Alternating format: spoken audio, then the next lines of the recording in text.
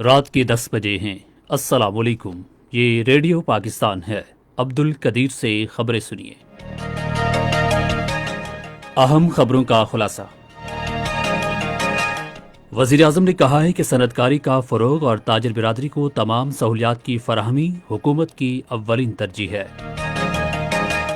توانائی کے بارے میں کابینہ کمیٹی نے یورو 5 معیار کے حامل ڈیزل اور پیٹرول کے آلات درآمد کرنے کی اصولی طور پر منظوری دے دی ہے۔ سینٹ اور قومی اسمبلی کے اجلاس کل اسلام آباد میں شروع ہوں گے۔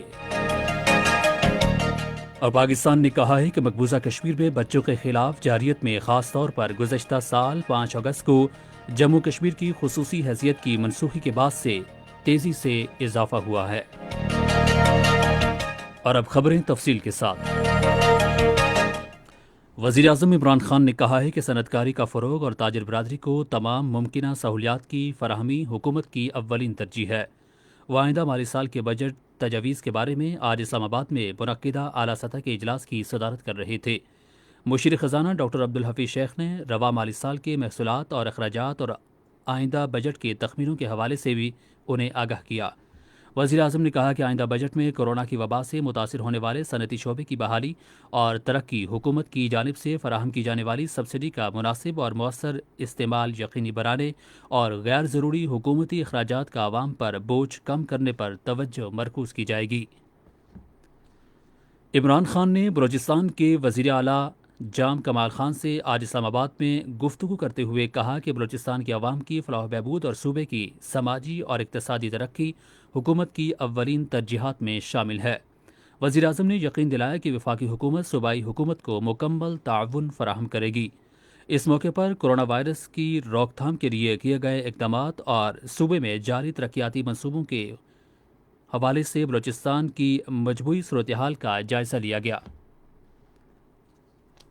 ملک بھر میں گزشتہ 24 گھنٹے کے دوران مزید 4,688 افراد میں کرونا وائرس کی تشخیص ہوئی ہے، جس کے بعد وائرس سے متاثرہ افراد کی مجموعی تعداد 85,264 ہو گئی ہے۔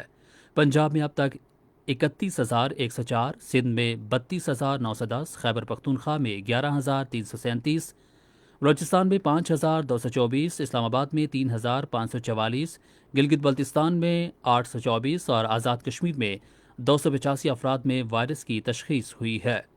گزشتہ 24 گھنٹے کے دوران وائرس سے 82 افراد جاں بحق ہوئے، جس کے بعد اموات کی مجموعی تعداد 1,770 ہو گئی ہے۔ اب تک 30,128 مریض صحت یاب ہو چکے ہیں۔ توانائی کے بارے میں کابینہ کمیٹی نے یورو 5 معیار کے حامل ڈیزل اور پیٹرول کے آلات درآمد کرنے کی اصولی طور پر منظوری دے دی ہے۔ کمیٹی کا اجلاس منصوبہ بندی اور ترقی کے وفاقی وزیر اسد عمر کی صدارت میں آج اسلام آباد میں منعقد ہوا۔ کمیٹی نے یورو 5 معیار کے حامل ڈیزل اور پیٹرول کے آلات کی درآمد کی پیٹرولیم ڈویژن کی تجویز کی منظوری دی۔ ان آلات سے سلفر اور کاربن کی کم مقدار خارج ہونے کی وجہ سے ماحولیات پر اثرات کم ہوں گے۔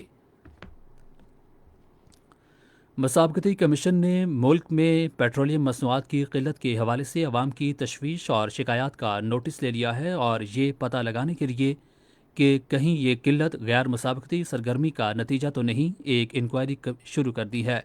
کمیشن نے ایک پریس ریلیز میں کہا کہ ایک ایسے وقت میں جب حکومت نے کرونا وائرس کی وبا کی وجہ سے کم طلب کے باعث پیٹرولیم مصنوعات کی قیمتیں کم کر دی ہیں، یہ شک پیدا ہوتا ہے کہ آئل مارکیٹنگ کمپنیوں کی جانب سے سپلائی کم کر کے یا تقسیم کی سطح پر ذخیرہ اندوزی کے ذریعے مصنوعی قلت پیدا کی گئی ہے۔ سینٹ کے چیئرمین صادق سنجرانی اور قومی اسمبلی کے اسپیکر اسد کیسر نے آج پارلیمنٹ ہاؤس اسلام آباد میں ایک ملاقات کے دوران پارلیمنٹ کے دونوں ایوانوں کے اجلاسوں کے لیے کیے گئے انتظامات کا جائزہ لیا، جو کل شروع ہوں گے۔ سینٹ کا اجلاس کل صبح 10 بجے اور قومی اسمبلی کا اجلاس شام 4 بجے شروع ہوگا۔ بری فوج کے سربراہ جنرل قمر جاوید باجوہ نے پاک فوج کے اس عزم کا اعادہ کیا ہے کہ ٹڈی دل کے خطرے سے نمٹنے کے لیے سول انتظامیہ کی مدد کی غرض سے تمام ممکنہ وسائل کی دستیابی یقینی بنائی جائے گی۔ انہوں نے ان خیالات کا اظہار آج راولپنڈی میں ٹڈی دل کے خاتمے کے بارے میں قومی مرکز کے دورے کے موقع پر کیا۔ آرمی چیف نے ملک میں تحفظ خوراک یقینی بنانے اور معیشت پر پڑنے والے منفی اثرات سے نمٹنے کے لیے مؤثر کارروائیاں کرنے کی ضرورت پر زور دیا۔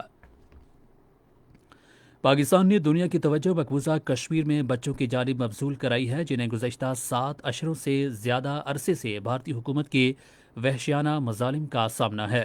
دفتر خارجہ کے ترجمان عائشہ فاروقی نے آج اسلام آباد میں اپنی ہفتہ وار بریفنگ میں جارحیت کا شکار بے گناہ بچوں کے عالمی دن کے موقع پر کہا کہ مقبوضہ کشمیر کے بچے بھارتی تشدد اور جارحیت کا براہ راست ہدف ہیں اور انہیں ان کے خاندانوں اور مقامی آبادیوں میں سے کسی کو بھی اختلاف رائے کرنے پر انہیں روکنے اور سزا دینے کے ذریعے کے طور پر استعمال کیا جا رہا ہے۔ انہوں نے کہا کہ بچوں کے خلاف جارحیت میں خاص طور پر گزشتہ سال 5 اگست کو متنازع علاقے کی خصوصی حیثیت کے خاتمے کے بعد تیزی دیکھی گئی ہے۔ اور چین نے کہا ہے کہ ہانگ کانگ پر امریکہ کی طرف سے عائد تجارتی پابندیاں عالمی ادارہ تجارت کے قواعد و ضوابط کی خلاف ورزی ہے۔ وزارت تجارت کے ترجمان گاؤ فنگ نے بیجنگ میں ایک بیان میں کہا کہ سابقہ برطانوی نوآبادیاتی کو دی گئی خصوصی تجارت کی حیثیت کو عالمی ادارہ تجارت کے تمام اراکین نے تسلیم کیا تھا۔